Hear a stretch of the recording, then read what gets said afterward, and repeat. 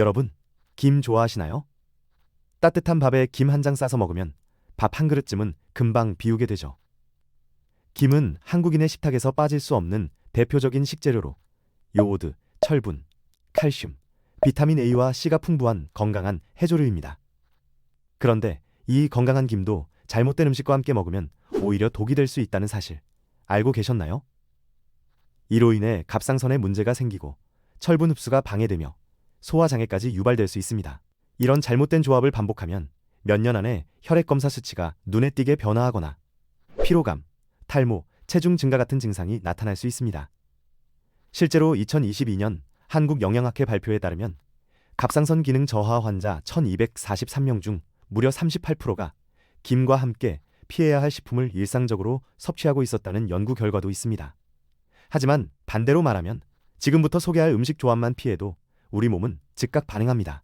요오드 과다나 흡수 문제로 인해 손상될 수 있는 갑상선 기능이 안정되고 철분 수치가 정상화되며 장 건강도 개선됩니다.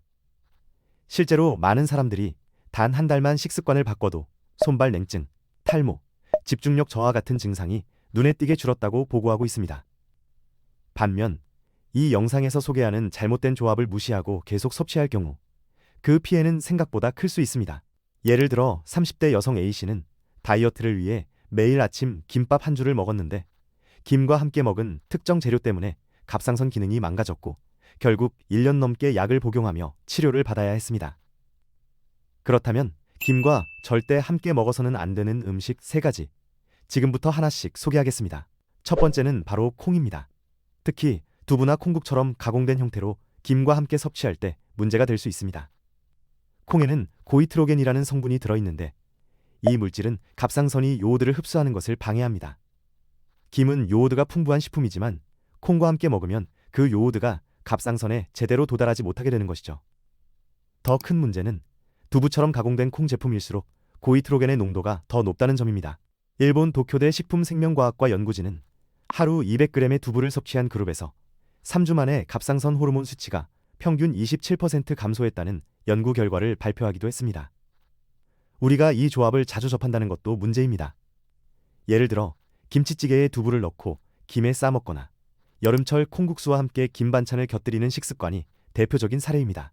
원장님, 콩은 단백질도 풍부하고 좋은 식품인데 갑상선 문제가 없다면 상관없는 거 아닌가요? 틀린 말은 아닙니다. 갑상선 질환이 없는 사람에게는 영향이 적을 수 있죠.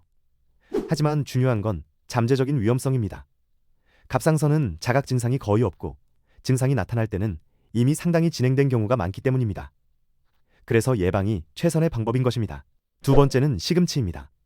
시금치에는 수산이라는 성분이 들어있는데 이 수산은 칼슘과 결합해 수산칼슘이라는 형태로 바뀝니다. 문제는 이 결합이 철분 흡수까지 방해한다는 점입니다. 김은 철분이 풍부한 해조류인데 시금치와 함께 섭취할 경우 철분이 제대로 흡수되지 않아 빈혈이 악화될 수 있습니다. 한양대학교 식품영양학과 연구에 따르면 시금치와 김을 함께 섭취한 그룹에서 철분 흡수율이 평균 43% 감소한 것으로 나타났습니다. 철분은 혈액을 만들고 에너지를 공급하는 데 중요한 역할을 하는 영양소입니다. 철분이 부족하면 하루 종일 피곤하고 두통이나 집중력 저하 같은 증상이 나타날 수 있습니다. 특히 여성은 생리로 인해 철분 손실이 많기 때문에 더더욱 주의해야 하죠. 원장님, 그럼 김밥에 시금치 들어가는 건 다 안 좋은 거 아닌가요?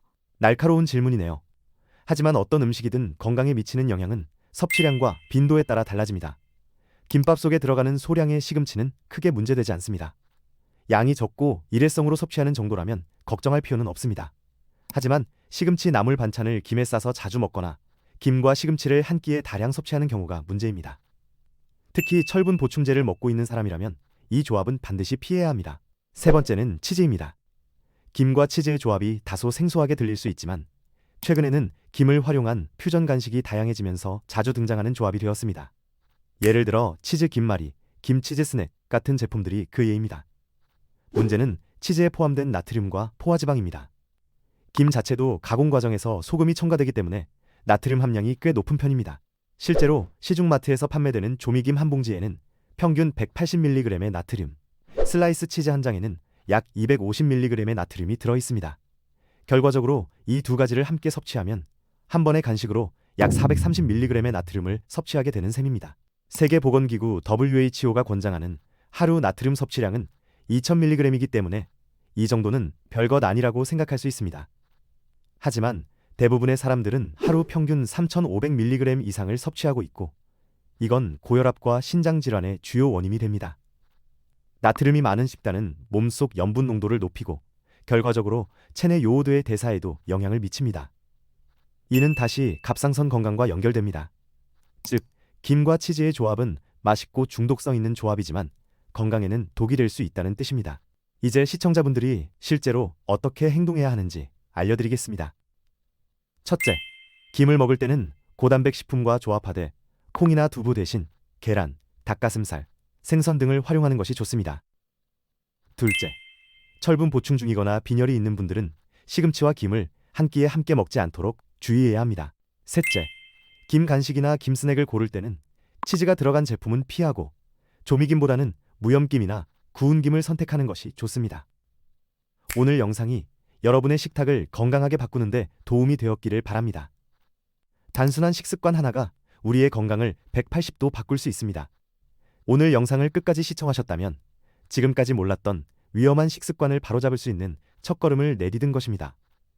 앞으로도 이런 실용적인 건강 정보를 계속 전해드릴 예정이니 구독과 좋아요 버튼 꼭 눌러주시고요. 댓글로 궁금한 점 남겨주시면 다음 영상 주제로 반영해서 더욱 깊이 있게 다루겠습니다. 다음에 더 유익하고 재미있는 콘텐츠로 다시 찾아뵙겠습니다. 감사합니다.